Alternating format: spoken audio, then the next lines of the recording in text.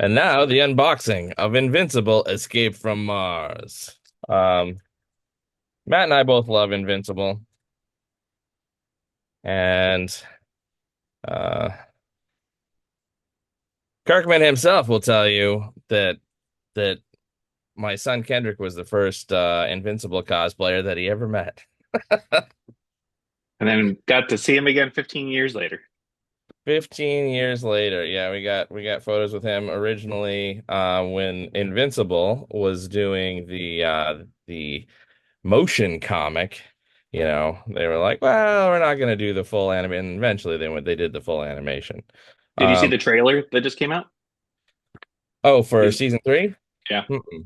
You know what? Honestly, I'm behind. I love it, but the fact that it's not in comic book order, right? They're not overlapping stories. They're instead kind of siloed stories per episode. It wasn't quite as um I don't know what, urgent for me, I guess, to go and continue, because it wasn't like, oh, when I'm done with an episode, I'm not like, well, there's still dangling plot lines. And maybe to, a way lesser extent than the comic, but for comics, a lot of the big thing is you're gonna go back next month because, oh my gosh, we left off on a cliffhanger. And not so much with Invincible, the television show. So we have The bottom of within. the screen is going to say Kevin's hot take under all of that because I completely disagree with everything you just said. I I know think you that, do, and that you know what, and it's fine. Everybody's digests television differently, yeah. and I'm certainly not saying that my way is the right way or the best way or the only way. It's just my way. It'd be silly for me to say otherwise. Okay, and here we got a ton of little tiny cards, batteries, resources, and then we've got something that says booty call. I don't know what that is.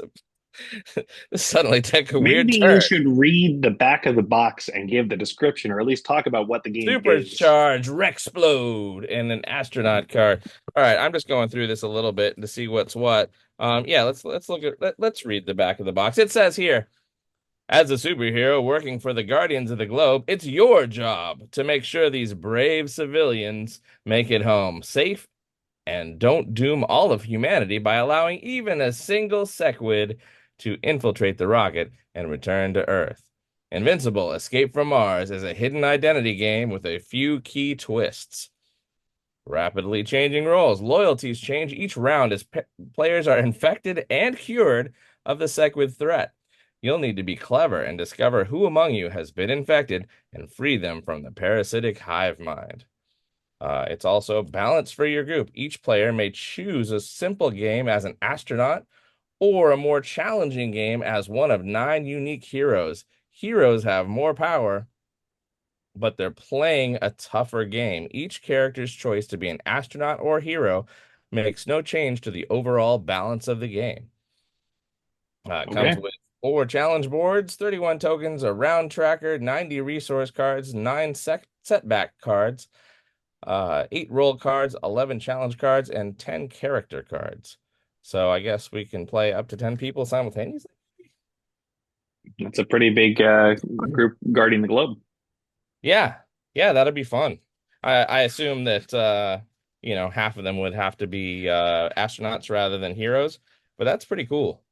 And then we've got a fully illustrated instruction booklet on how to do it, talking about different phases of play. Um, what's the end? Oh, the final Scanning. accusation of who's a sequid. Jacuz. Yeah, and there are different variants on heroes' abilities and stuff. That's interesting. All right. Well, I look forward to playing this. Have some people over. Matt, just come on over. It'll be fine. Okay. It's Hold not. on one second. I'm a little cold. Give me a second.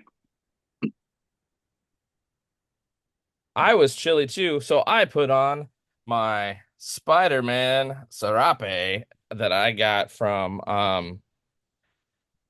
back during San Diego Comic-Con, where it was too warm to wear such a thing. But this is some nice South American alpaca wool that I got in um,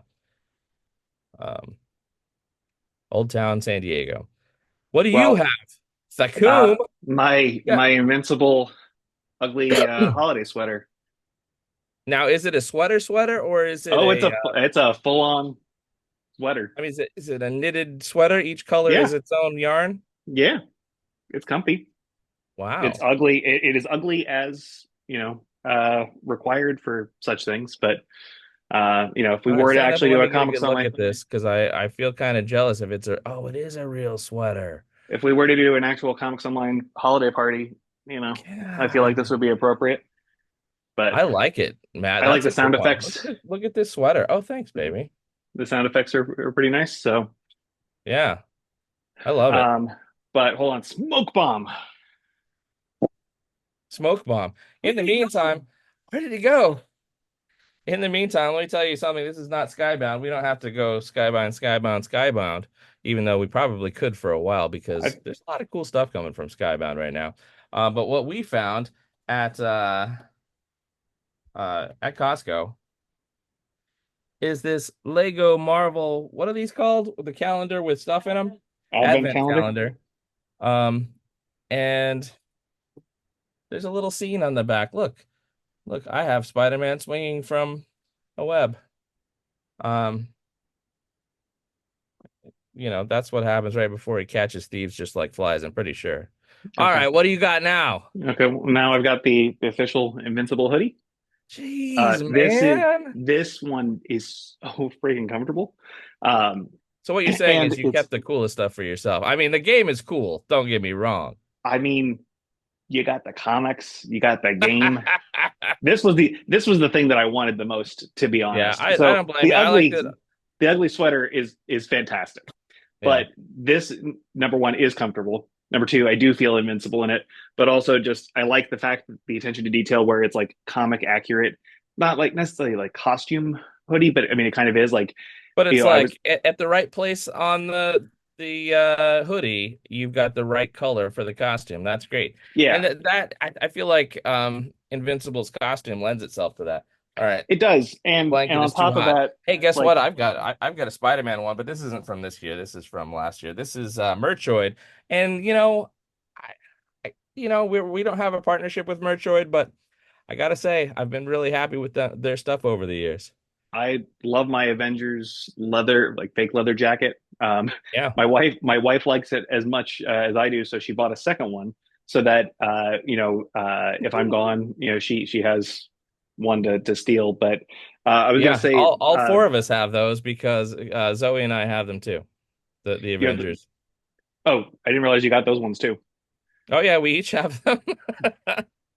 They're I have super two comfortable. Spider-Man and we each have an Avengers jacket. Okay, so let's stick on the Skybound train just for a minute because there's some really cool Let's stuff.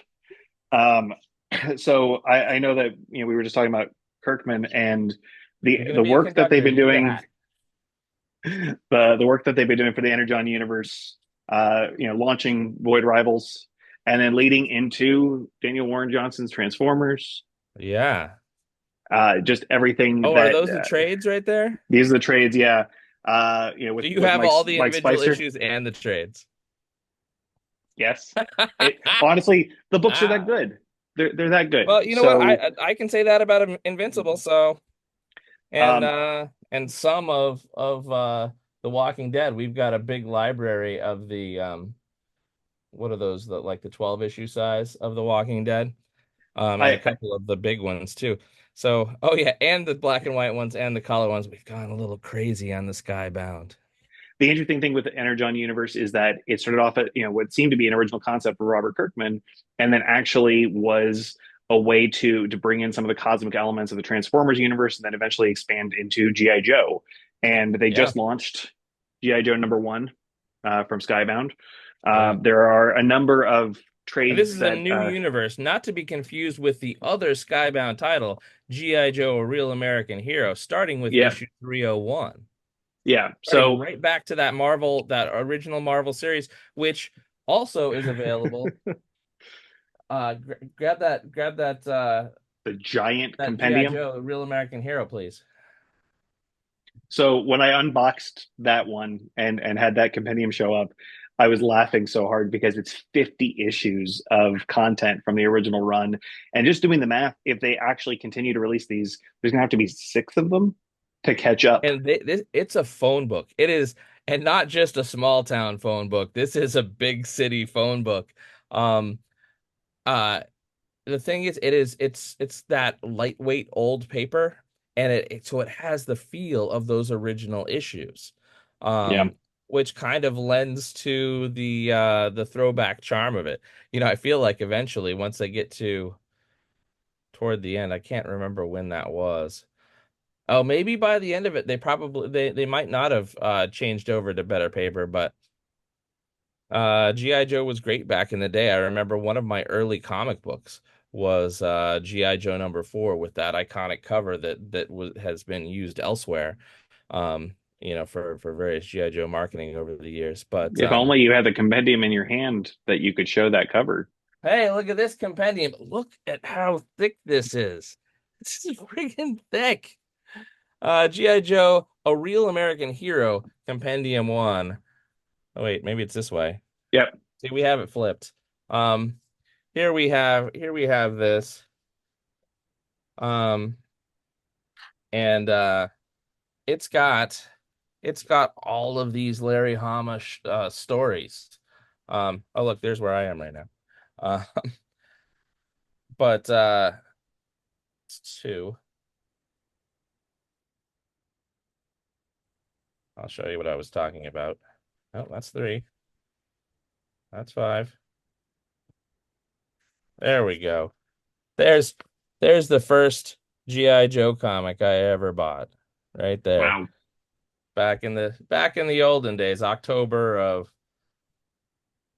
83, I think. It's a long I time ago. I just think it's cool that they're reprinting these and make it accessible and getting to continue on with the story, for the more recent issues. So having the Energon universe be separate, it creates a world of accessibility for those of us who didn't really read GI Joe or watch, the cartoon as much. I was always a Transformers kid more than a GI Joe kid. I've said this in reviews, but I definitely Yeah, me too. appreciate. Honestly, I like the comics. And the funny thing about that is while pretty much everything else story-wise still remains within there.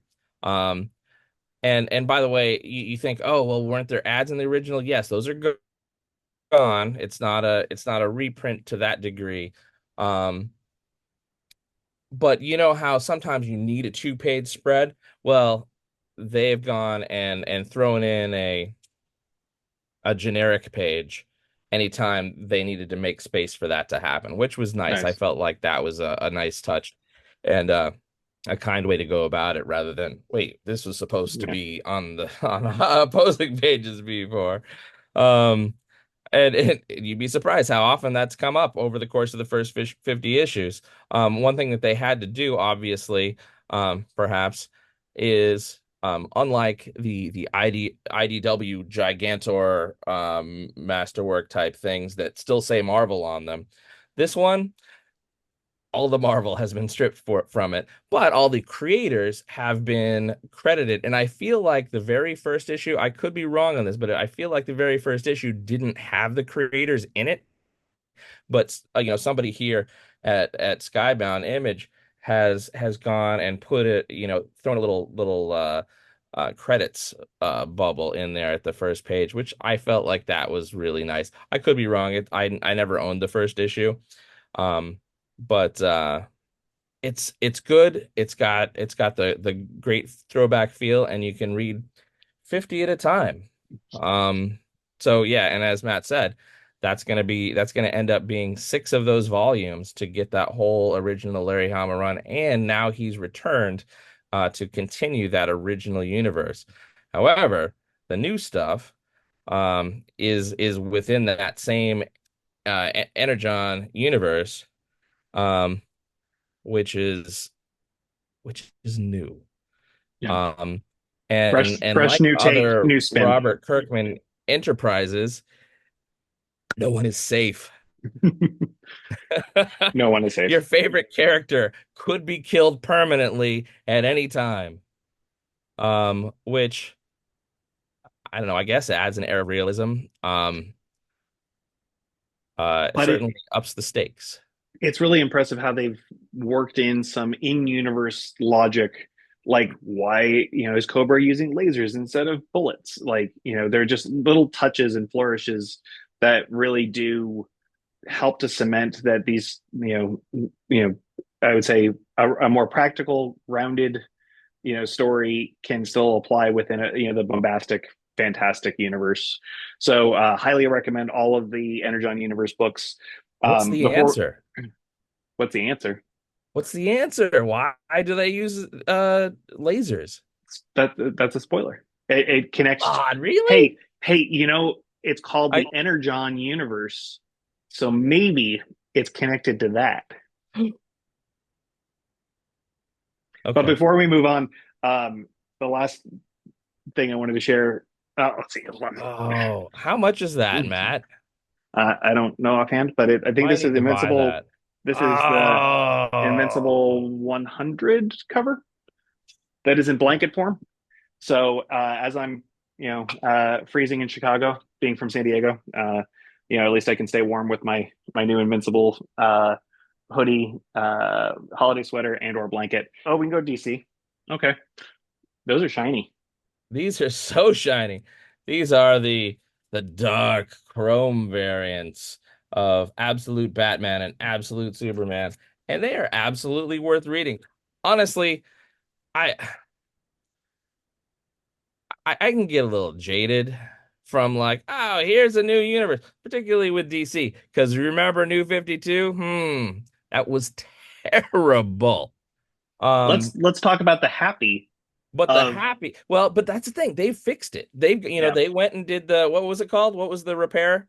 So we had Rebirth, and then we've had Dawn of DC, and then Rebirth. now we're Yeah, Rebirth into is the fix, and DC Dawn of DC All has In. been great. Yeah, absolutely.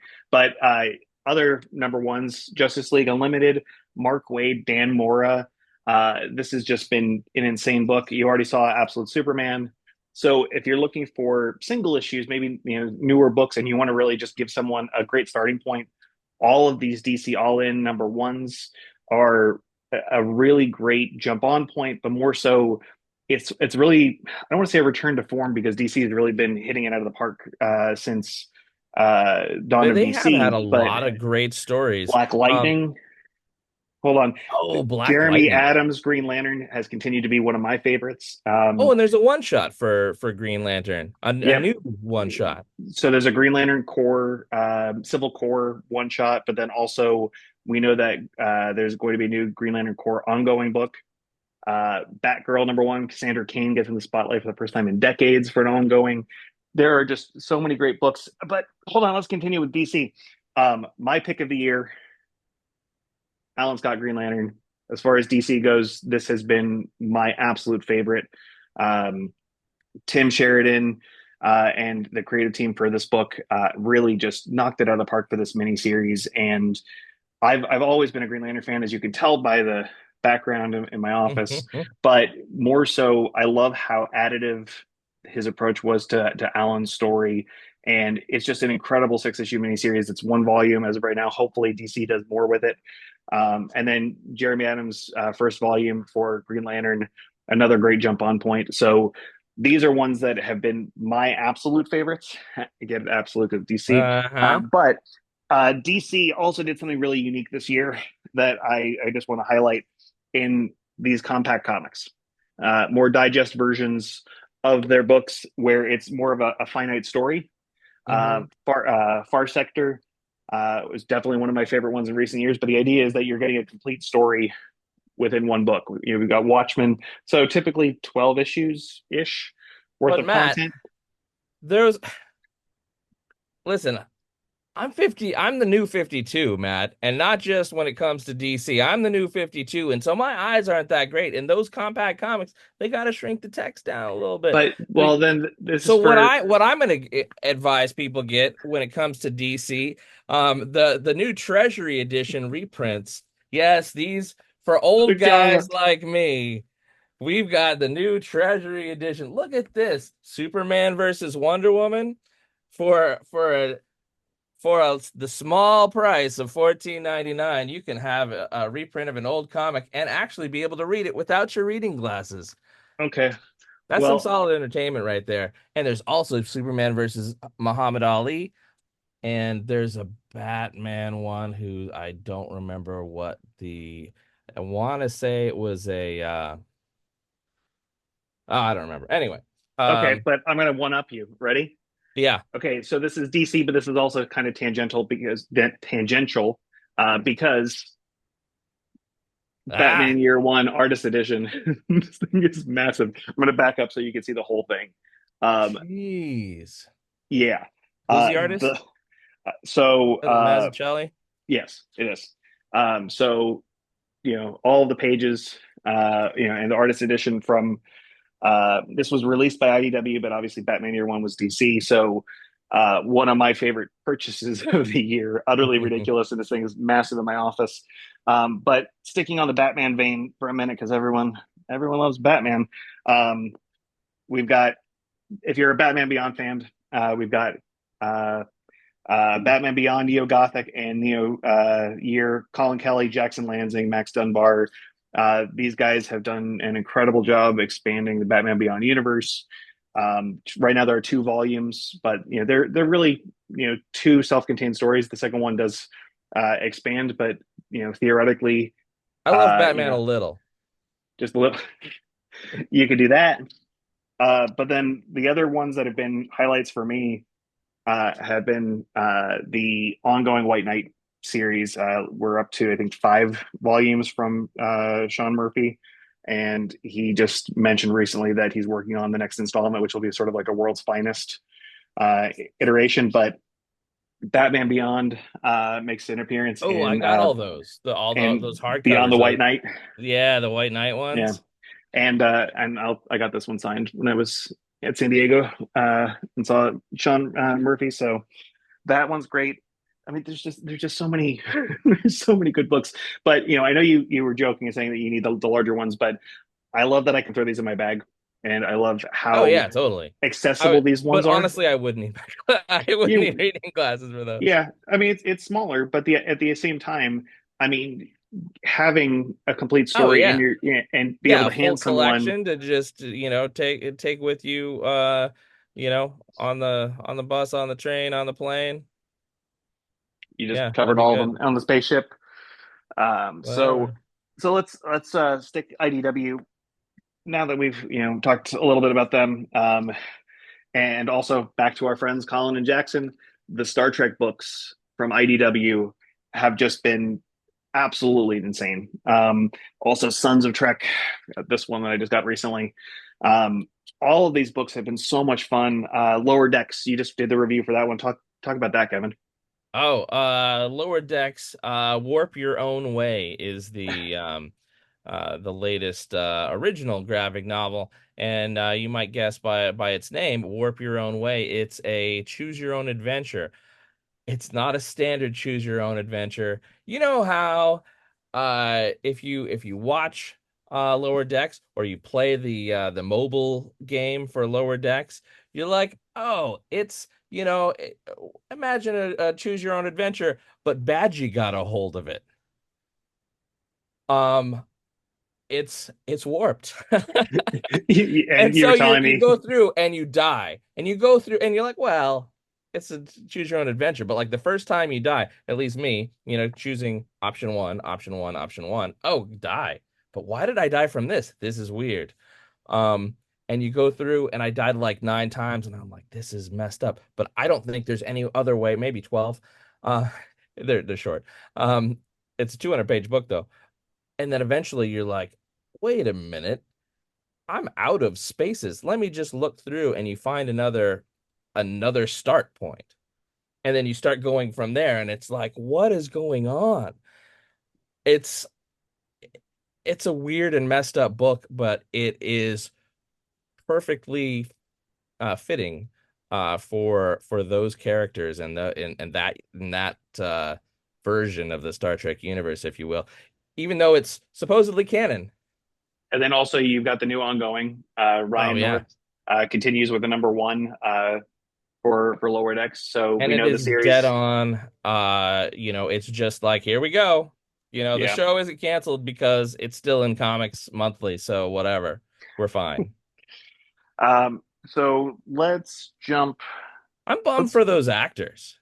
Yeah, if you have a chance, we recently did a very lengthy series, thanks to Creation Entertainment. We got a lot of access to Star Trek cast and crew. We just did something with the Lower Decks cast, but we got everyone from Tawny Newsome to Doug Jones. We've done some really amazing interviews. Michael Dorn did a wonderful piece with us. There's so many things that we got to talk about. So pretty much every Star Trek series was represented in the course of these 20 some odd interviews. But shout out to Creation for the wonderful partnership we've had with them this year.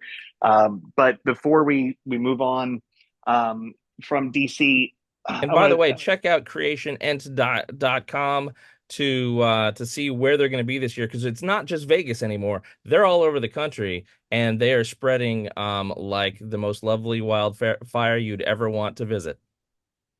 So I was mistaken. So before we move on, I wanted to talk about a book I got handed at San Diego Comic Con this year. I was talking to Tom Taylor, who obviously we know from our time in DC. He just finished his run on Nightwing and got an Eisner, another Eisner for his work on DC. But I got handed this book called Neverlanders. And he's won awards with him and John. And I apologize, John. I'm going to butcher your name. Some. No, I'm not even going to try. Uh, John, Kevin. Summariva. Yeah, sure. Thank you, Kevin. John, I truly apologize. That was horrible. But this takes place in the Peter Pan universe, and it's all about the Lost Boys and what happens later. And this is getting a sequel series. They're working on it right now. But this is a wonderful one for kids, but for adults, I was just enamored by this book, and I was really surprised to dive in and just get hooked. Um, Peter Pan hooked, no pun intended. That was truly horrible. But it's a great read. Highly recommend that one as well.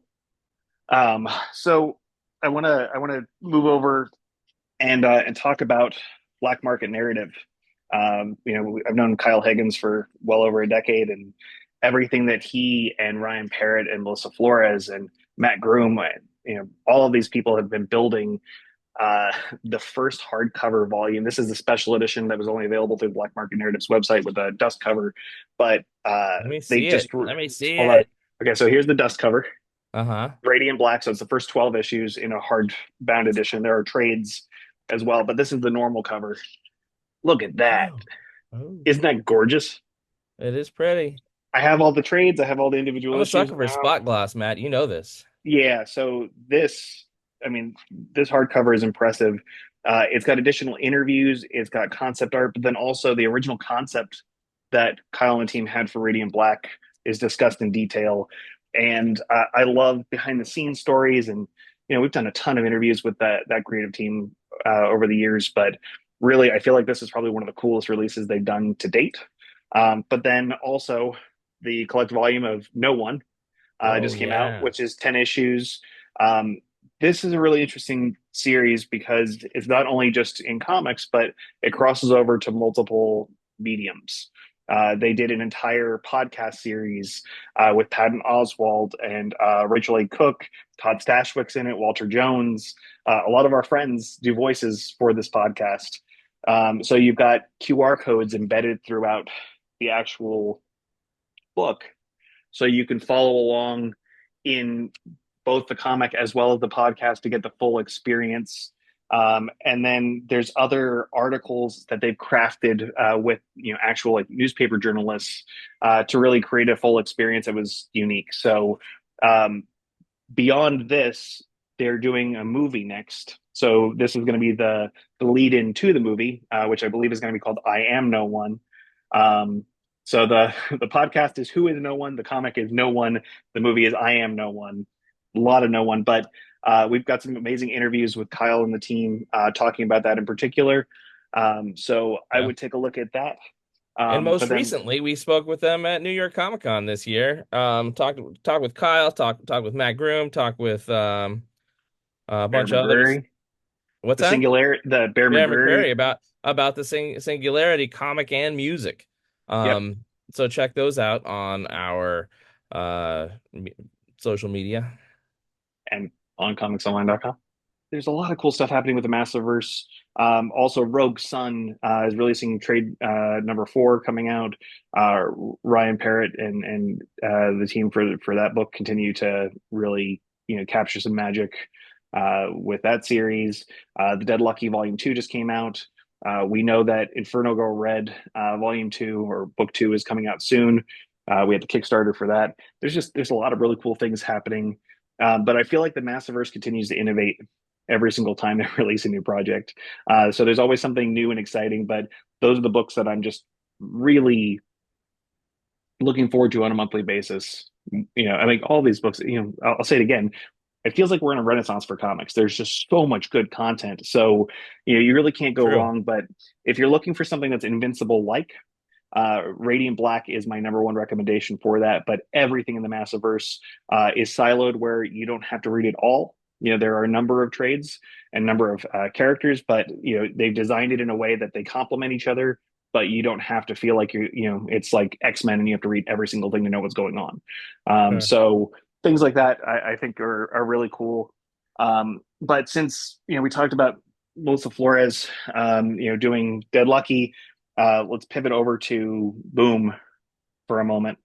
All of their work with Power Rangers has been so much fun. They just finished The Darkest Hour, which was the 30th anniversary celebration for Power Rangers. Melissa joined after issue 101, taking over for Ryan. Hey, look, you got Power Rangers. Hey, look, Um, these are two of the three best trades. why is And I'm that, not Kevin? gonna say why, but you can read it on the back. Um, we're truly honored that Boom used our quotes for Power Rangers. Volumes 4, 5, and 6 all feature quotes from my reviews for that. But if you are a Power Ranger fan, these comics have been just utterly impressive from start to finish.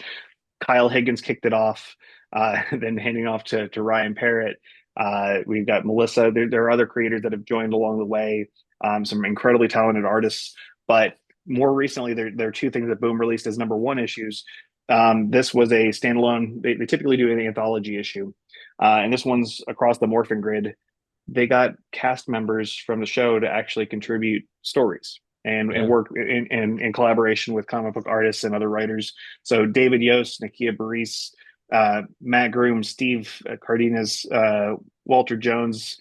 Like it goes on as far as the talented list of creators are involved in this. They're all short little vignettes, but they're nice stories as well to see it from the actors' point of view in So would many you say, cases. Matt? Now I realize that Boom's Power Rangers books have kind of rebooted recently. But there you go, Power Rangers Prime. But whether it's Power Rangers Prime, also written by Melissa, yeah, Yep. Flores, and but before that as well, I feel like, and I guess I can really only speak for myself. I feel like somebody like me who has watched a handful of the shows but hasn't been a mega fan like Matt Sernaker. What? What? What? Um, I highly respect all of these actors and all these shows. They've done an amazing job in generating I don't know what enthusiasm among the fans, Yeah. creating a fandom that has lasted 30 years. You don't see that very often. Um, and they definitely have. And some people, like Walter, uh, seem to be functionally immortal, and so Yeah. it's fine. It's just he just looks the same as he did 30 years ago. I don't understand how I Walter know doesn't some people age. can be mad about that, but look at that guy. He looks the same. The Me 30 years ago, vastly different. Walter, same guy. Um, The But funny thing is, anyway, I've got pictures with Walter over the last 17 years of knowing him, yeah, and I'm aging. He's not.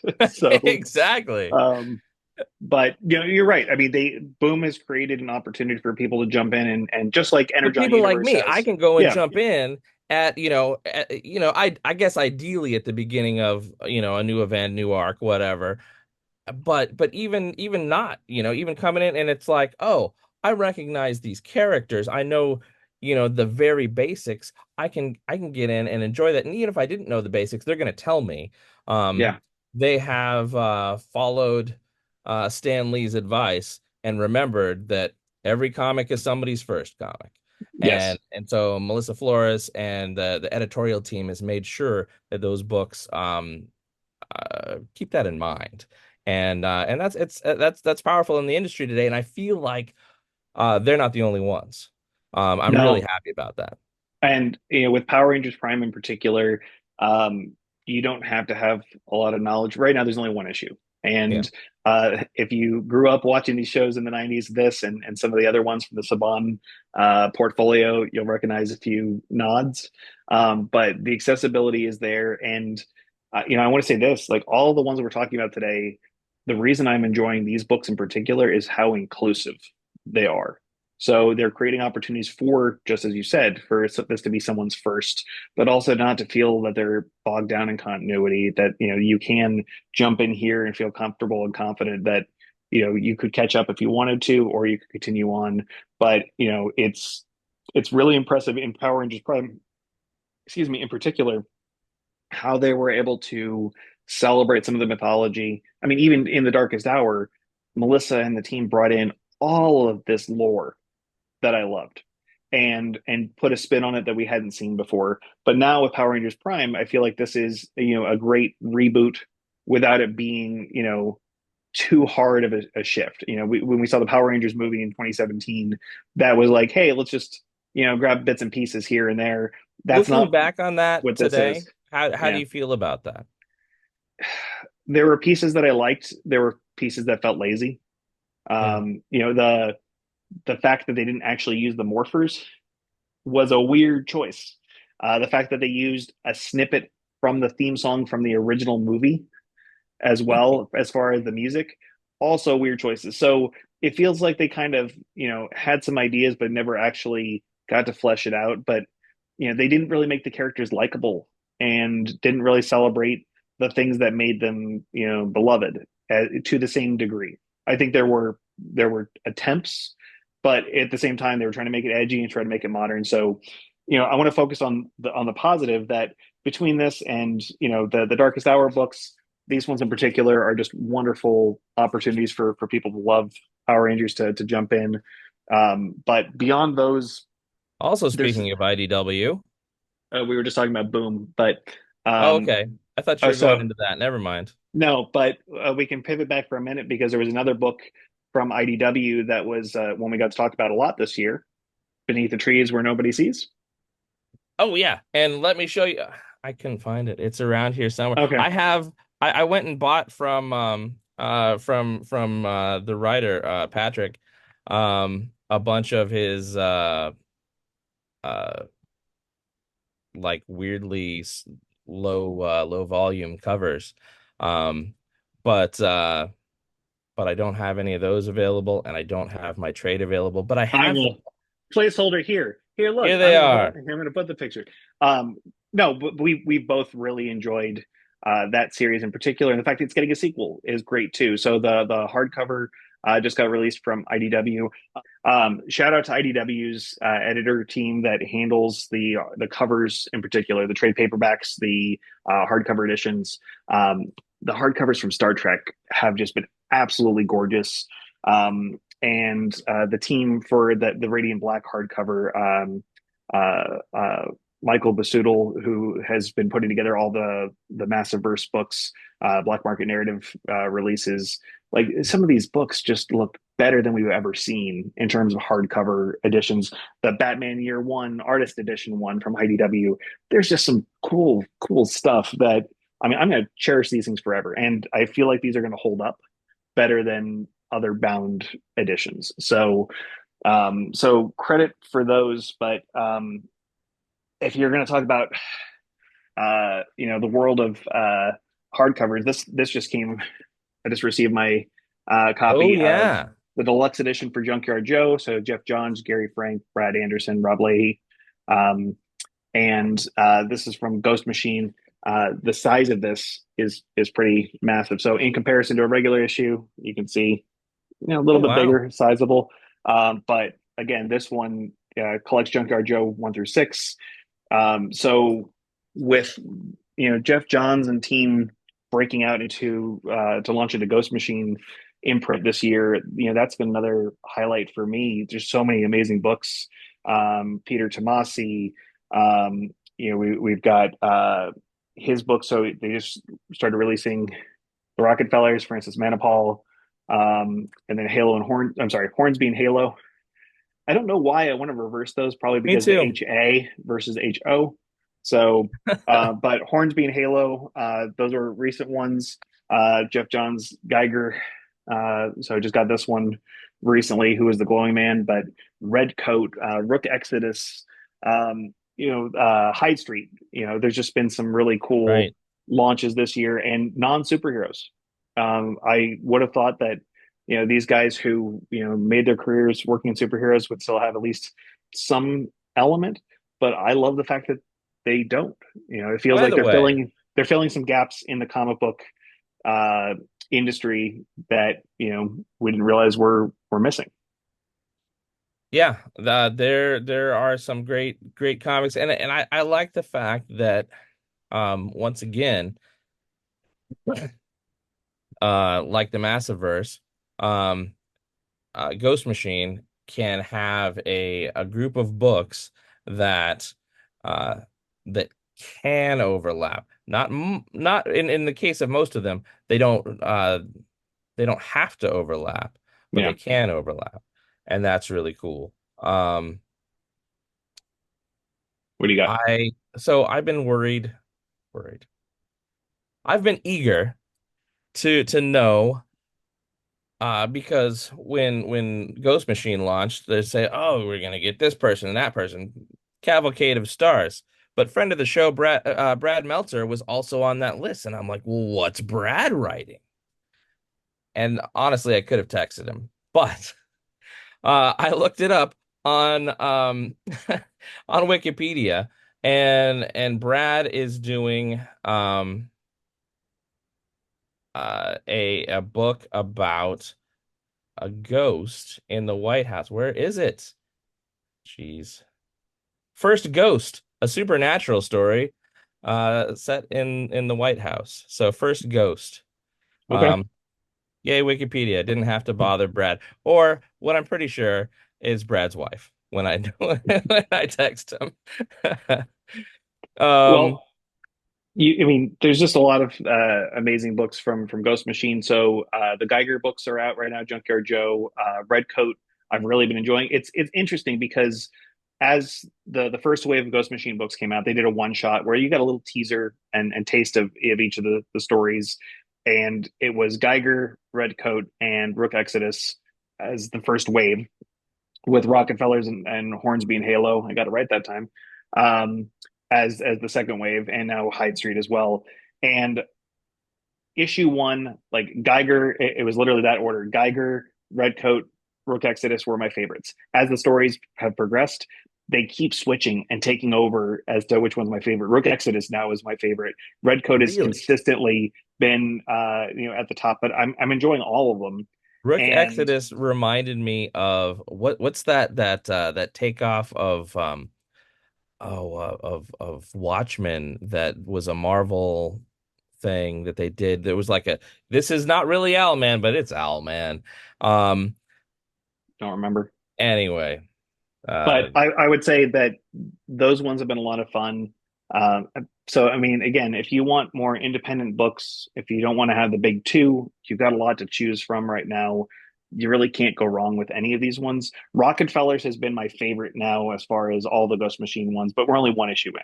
But that being said, they're all really good. And I'm going to continue to read them, and they're on my pull list. But you asked the question before of, am I getting single issues and trades? yes, for I would say for the majority of these. Yeah. But that's the thing. Like I just don't want to wait for the trades, and I know some people do, and that's all well and good. But at the same time, I love that they are somewhat siloed, but there is a little bit of crossover. So with Geiger, we're seeing Junkyard Joe start to make some appearances, and Redcoat just finished up their first arc, which that just surprised the hell out of me, like how that wrapped. And tying it into both historical figures as well as fiction or fictional characters. Just there's some really cool stuff there that's worth the time.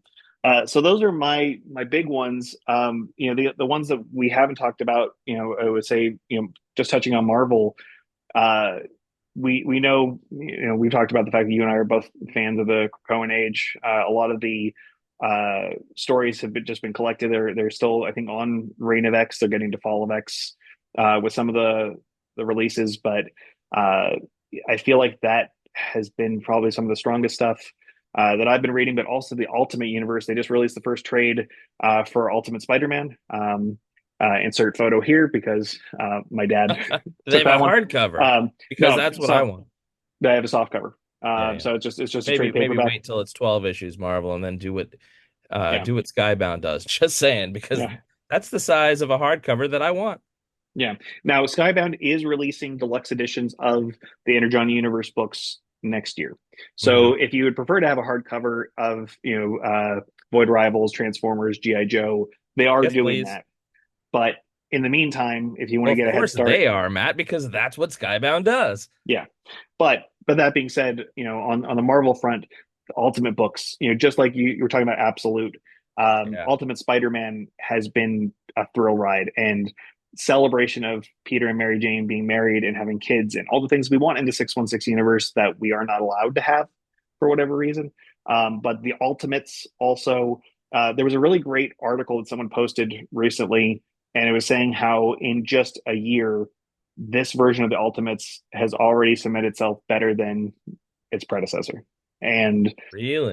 and I love how they've gone about doing this where the first run of Ultimates, Ultimate Spider-Man and Ultimate X-Men and all those in 2000s were just a rehash of a story we've already had.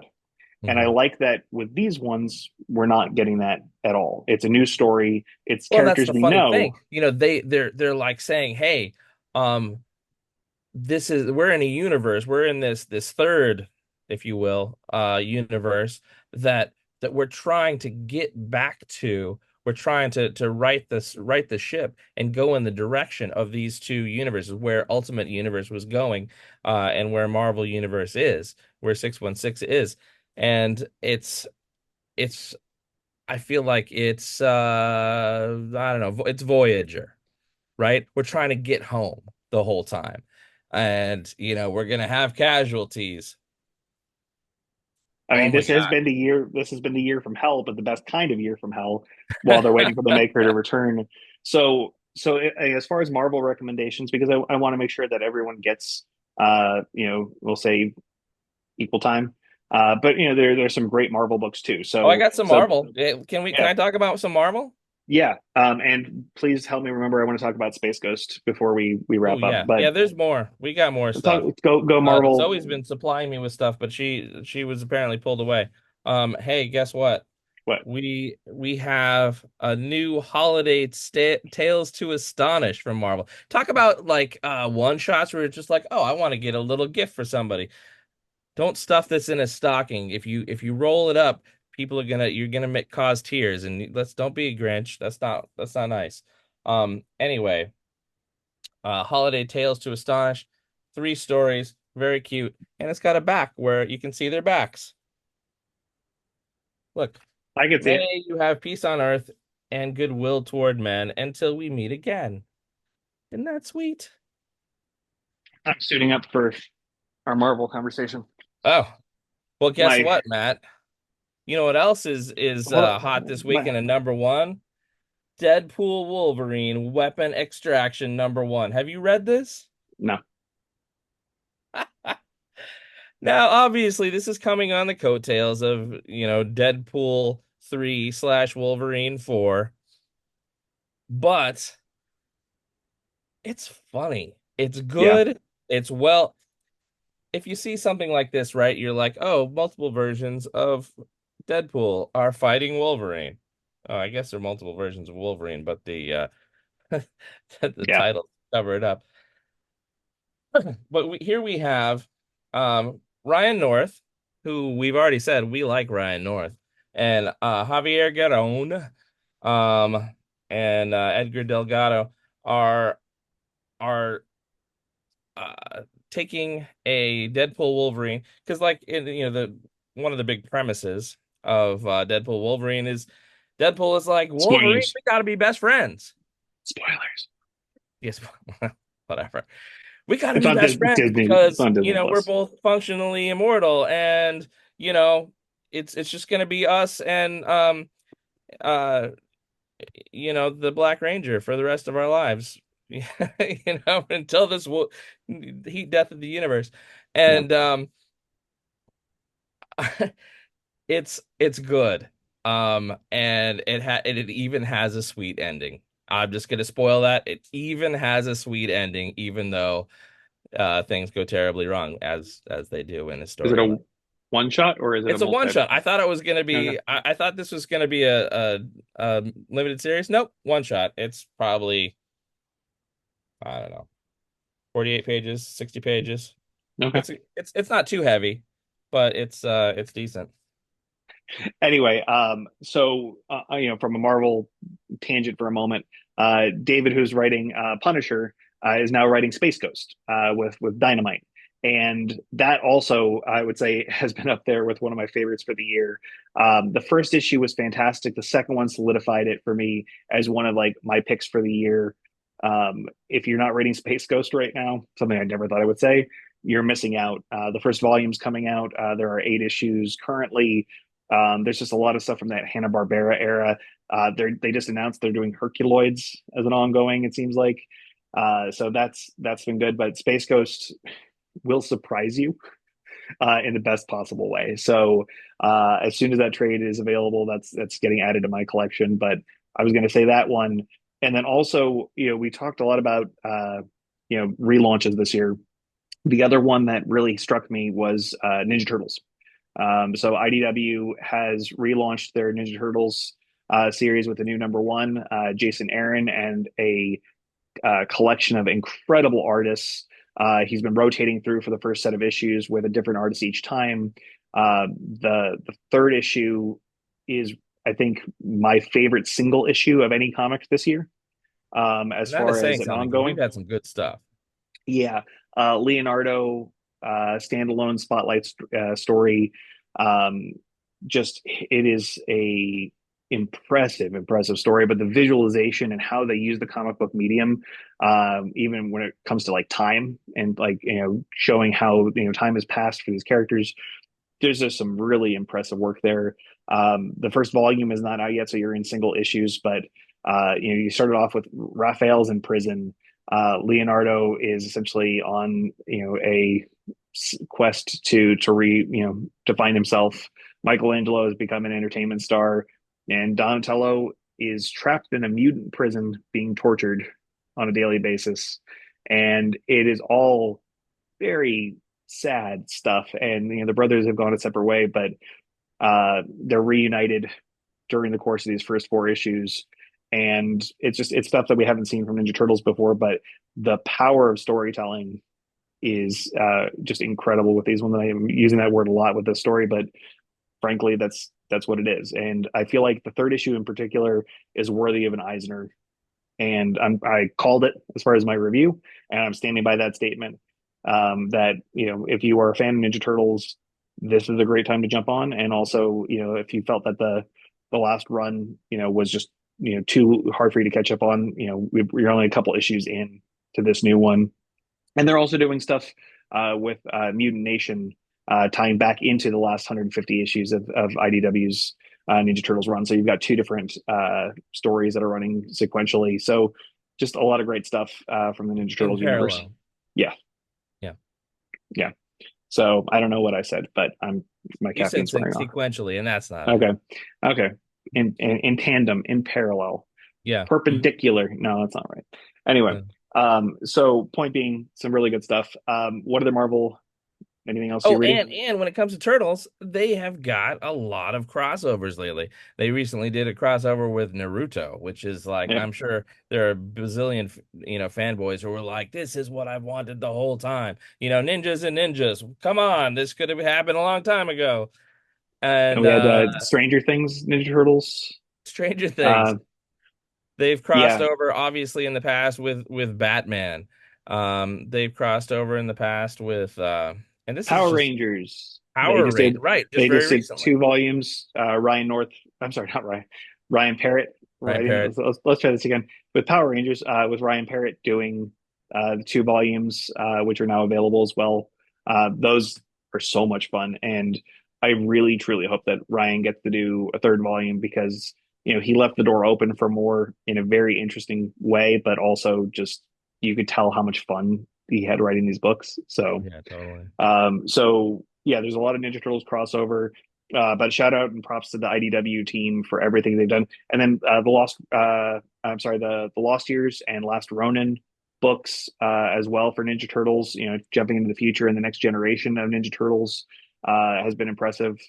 With their take on what could happen and really sort of like a Dark Knight esque universe. So those are Mhm. very high on my list. I'm sorry I don't have those ones in front of me. But so I mean, there's so much Ninja Turtle love, but I also like the fact that we're seeing comics in sort of mainstream locations. I just saw Ninja Turtles at Target for the last Ronin for a hardcover. I saw Blue Beetle for DC, available.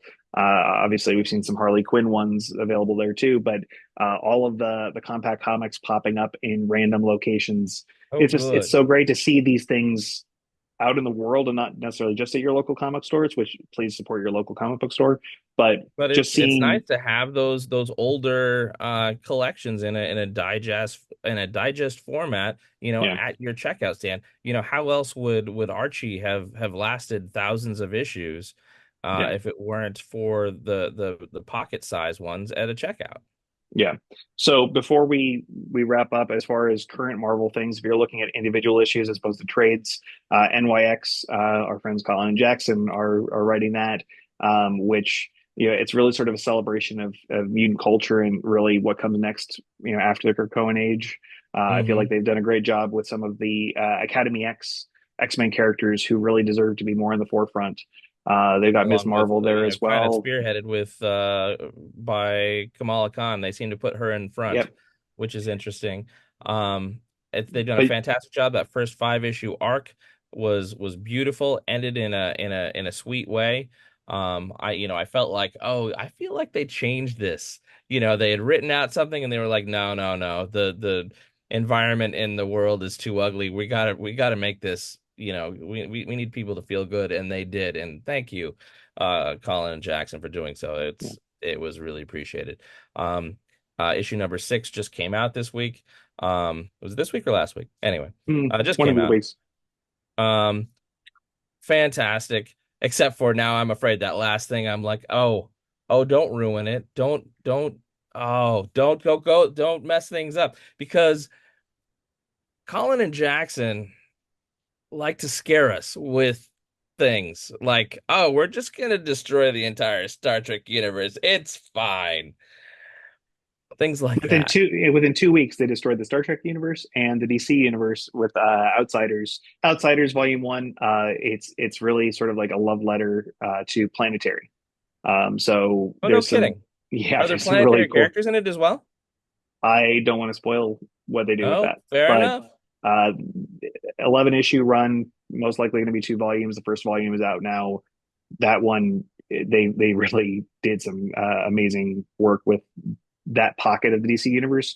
But some of the, we'll say, the cracks that have happened in the DC universe of more of the fantastical elements they've gotten to explore. So you've got Batwoman, Batwing, and a new character named Drummer. Her story is very interesting. There's a few others that pick up. So Luke Fox is really trying to distance himself from the Bat family, as is Kate Kane, and they're doing something a little bit different. Lucius Fox is involved as well. So that one, just not your typical Bat book by any means. But the planetary elements have absolutely been a highlight. And there's a really meta through line and narrative that they've created that, not about metas, but meta in general about the world of comics. So Oh, if you want interesting. something a little bit different from the DC universe, that would be another one on the list. But I feel like we've covered quite a bit. Is there anything on your list that we've missed? Listen, well, let's go back into the world of apparel, Matt. Let me see this jacket you've got on. My Grant Morrison style X-Men bomber jacket. Oh, did you just get this? Is this a Christmas thing? No, I got it this last year. There's a there's a website. I think it's Destructo Designs. Okay. That yeah. Hey, look, Destructo Designs. Um, uh, they do like a small run of different things. So it's a nice warm bomber jacket, but um, you know, I feel like this is and it's close enough to being story accurate. It's not quite the movie design. It's more of the comics X-Men jacket. So kind of So fun. that I was thinking that it might have been that varsity jacket that our pal has been known to wear everywhere. Yeah. Um, No, um, different one. well, you can get that one. I found I don't remember if it was Hot Topic or what's it called, Box Lunch. But Yeah. let me show you a little bit of apparel that I'm going to be getting for Christmas. This is a prediction that I'm going. This is a little bit wrinkly because it got balled up. But look at Yeah. this. Look at this Oh, Spider-Man shirt. It's all embroidered. Um, and then I've got an embroidered Spider-Man jacket that's lined. that's cool. Fancy. There you go. With great power comes great responsibility, and along the back, neighborhood Nice. Spider-Man. I mean, you aren't friendly, so that's appropriate. I'm friendly, except for the neighbors over there. They can That's go away. we'll leave that one alone. Uh, but anyway, again, we've had a wonderful year as far as comics online. It's funny because this has turned into both a gift guide as well as sort of a recap of some of our picks for the year, and just talking about the wonderful creators that we've met along the way. We've had some just truly astounding interviews. Thanks to our friends at all the different publishers. But realistically, like Yeah.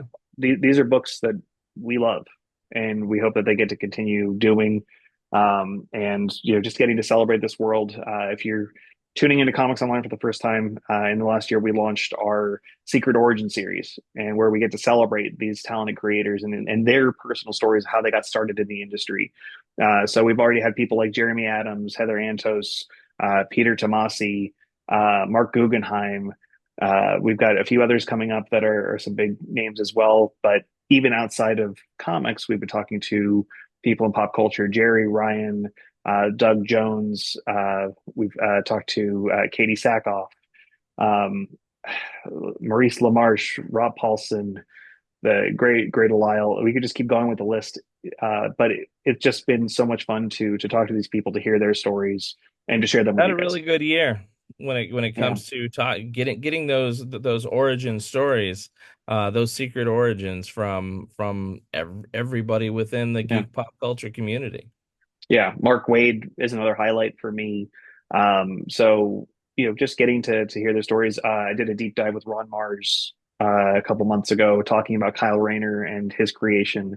So point is, we do this because we're passionate about it, but also because we want to share these stories with you all. So we hope you enjoy them just as much as we've enjoyed crafting them for you. We have a lot more to come. Not only do we have things, on deck that are being edited still, but we also have a lot of appointments that still need to be made. Some promises to keep, if you will, and we've got a lot of stars that you're really going to enjoy we haven't even gotten around to the interview yet. Yeah. But I know you're going to enjoy what's coming. Um, yeah, 2024 when it comes to our interviews, not just those little ones, but some more deep dives, has been great. And 25 is going to be even greater, with us covering San Diego Comic-Con, Baltimore, uh, several shows in Chicago, and hopefully New York again this year. Our uh, our 25th, our celebrating 25 years is just beginning, and we will continue doing that along with you. So stick around. Um, shoot. And also, the Comics Online podcast is going to be restarted for this next year with a lot of our featured interviews. So It is. you'll have a lot of different ways to enjoy and digest these interviews. So it's not just going to be via YouTube and via our website, but also in podcast form, so that you can enjoy them in whatever form you'd prefer. But again, accessibility and inclusiveness is really an important piece for both Kevin and I, especially as the industry continues to evolve. We want to make sure that we get to celebrate these people and bring you along for the ride. For sure. We're going to want to remind those folks who used to watch my show with Troy every week. We used to do the top five comics. There is a new comic store that we're partnering with, Time and Space Comics, in Stafford, Virginia, and that they've had a little bit of a slowdown, but once that really gets going, we're going to be back to doing that weekly again, and I hope you stick around for that. That'll be just one aspect of the uh, the various Comics Online podcast opportunities. But lastly, just want to again give thanks to our friends at DC, at Marvel, Skybound, Image, Ghost Machine, Black Market Narrative, Boom, IDW, Dynamite. We've had Massive entertainment, also. yeah, massive entertainment. We've had a wonderful year with all of you, and then our friends with all the TV and movie studios as well, and Allied. Really, that has been wonderful. But then all the convention coverage, Fan Expo Chicago, Creation Entertainment, San Diego Comic Con, New York City Comic Con. We've done all of these different events this last year, and it's kept us very, very busy. But more so, again, we do this because we are excited about this world, and we're really excited about what we have planned for 2025 for our ongoing 25th anniversary celebration. And we hope you'll join us for the ride. But please check out all of our new social media pages, as we know that the landscape of social media has changed a lot in recent months. So we're very active on Blue Sky, Instagram, YouTube, Facebook, and Threads. We're growing on Threads. A little bit. So But so those are definitely our primaries. Blue Sky, definitely Facebook. And We've got Instagram. a lot of presence there, and certainly Instagram. We've got things published multiple times a week. Yeah. So if you would do us a favor and take a look at our links, that'll be included with this article. But thank you again for supporting Comics Line. And on behalf of our team, we just can't wait to share what we have in store for 2025. Well, so for Matt and the entire Comics Online team, and for everything geek pop culture, I'm Kevin Gaussoin, and this is Comics Online. Okay, so there's a couple things I missed. Number one, from Boom Studios, I wanted to give a shout out for Power Rangers: The Return. Amy Jo Johnson, Matt Hodson, Nico Leone have crafted a alternate tale of what happened to the original Mighty Morphin Power Rangers. Four-issue miniseries, has a very organic time jump, but we get to see a what if scenario. We did a lot of coverage with Amy Jo and Matt this last year, and it's really been a pleasure to get to hear their story and how they crafted this particular chapter within the Power Rangers universe. The trade paperback is coming out in December, and it actually should be available in stores now, but I would highly recommend adding that to your pull list. As Kevin and I mentioned, Beneath the Trees Where Nobody Sees, Patrick Horvath, definitely outdid himself with this particular tale. So volume 2 is being crafted right now. And then lastly, we mentioned massive Publishing. But one of my favorite ones from this year has been the Zorro book from Sean Murphy. This retelling of Zorro's story from a different perspective was definitely a standout, something that wasn't on my radar originally. But Sean Murphy has continued to impress with everything within the White Knight Batman series. So this was an easy backing for me for Kickstarter, but it's available at your local comic book store.